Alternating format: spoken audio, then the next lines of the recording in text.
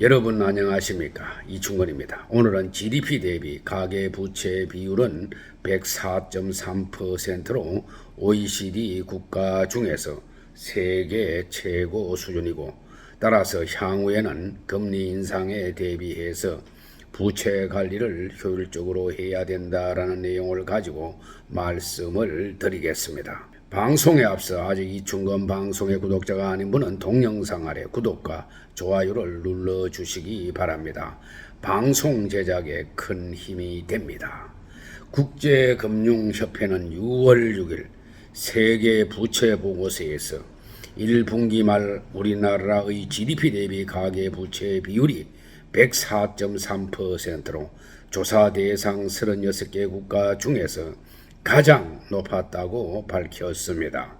가계빚이 GDP보다 많은 나라는 우리나라가 유일했습니다.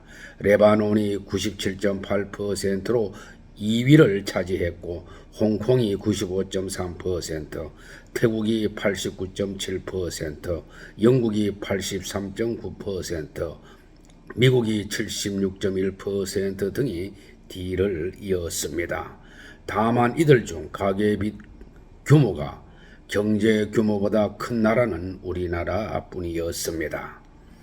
한국은행에 따른다면 올해 1분기 가계부채 잔액은 1859조 4천억 원으로 작년 말 1860조 1천억 원의 사상 최대치를 기록한 이후 약 6천억 원 감소했습니다.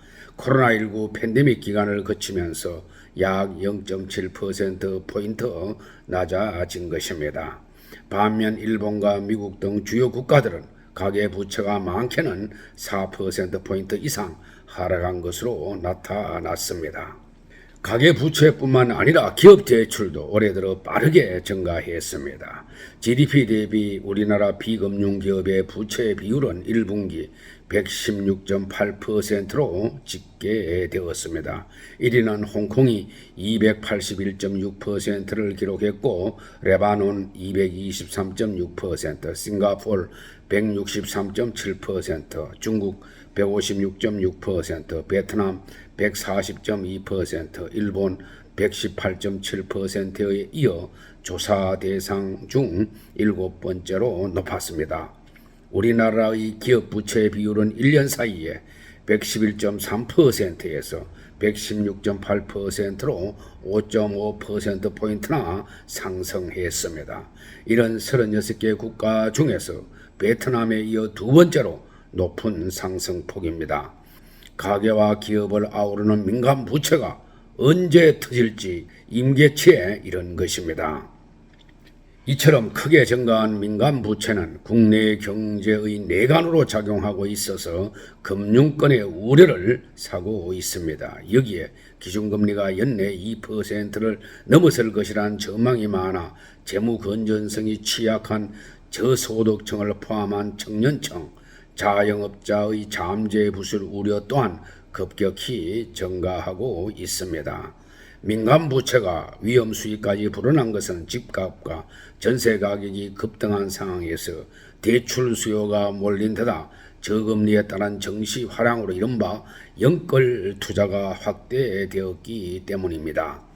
그 결과 1분기 가계부채 잔액은 1859조 원으로 코로나19 초기인 2년 전보다 250조 원가량 증가했습니다.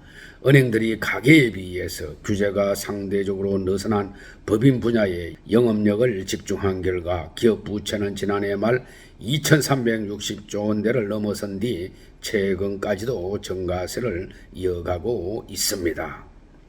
1997년 IMF 외환위기는 우리 금융 시스템이 감당할 수 없는 수준의 부채를 안이하게 방치하다가 일어난 경제적 충격이었습니다. 지금도 부동산과 주식 등 위험자산의 부채가 과도하게 쏠린 상태지만은 금융당국은 제대로 된 처방을 내놓지 않고 있습니다. 부실 우려가 커지는 동안 영업이익으로 이자도 제대로 갚기 힘든 좀비기업 대출은 56조 원에 이르렀고, 저소득층과 영세 자영업자 등 취약계층의 상환 부담이 점차 커지고 있습니다. 이런 상황에서 당국자들은 실질적 대책 없이 경제의 펀더멘털만 강조하고 있으니 25년 전 위기 때와 뭐가 달라진 건지 의문스럽습니다. 지금은 물가 안정을 위해서 한국은행을 통한 금리 인상이 불가피한 시기입니다. 하지만은 현 수준의 민간 부채를 그대로 둔 상태에서 금리만 대폭 올렸다가는 가계와 기업이 연쇄부도 위험에 내몰려 전체 경제가 충격을 받을 수가 있습니다. 우리나라는 가계 부채의 GDP 대비 규모, 증가 속도가 글로벌 최고 수준이며 부채의 질이 빠르게 악화되고 있는 점 등을 감안하면 선제적인 가계 부채 관리가 필요합니다. 가계와 기업 부채 관리를 위해서 부채 총량 및 증가 속도를 조절할 필요가 있습니다. 우리나라의 가계 부채 상황이 위험 수위를 보이는 가운데 앞으로 기준금리 인상 속도는 더욱 빨라질 것으로 예상이 됩니다. 특히 올해 들어 소폭 줄어들던 가계부채 규모가 5월부터 다시 증가세를 보인 것도 기준금리 인상 속도에 영향을 미칠 것으로 보입니다.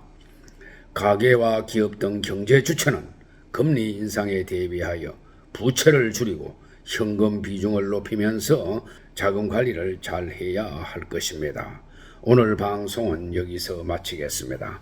제 영상을 끝까지 시청해 주신 여러분들께 감사의 말씀을 드립니다.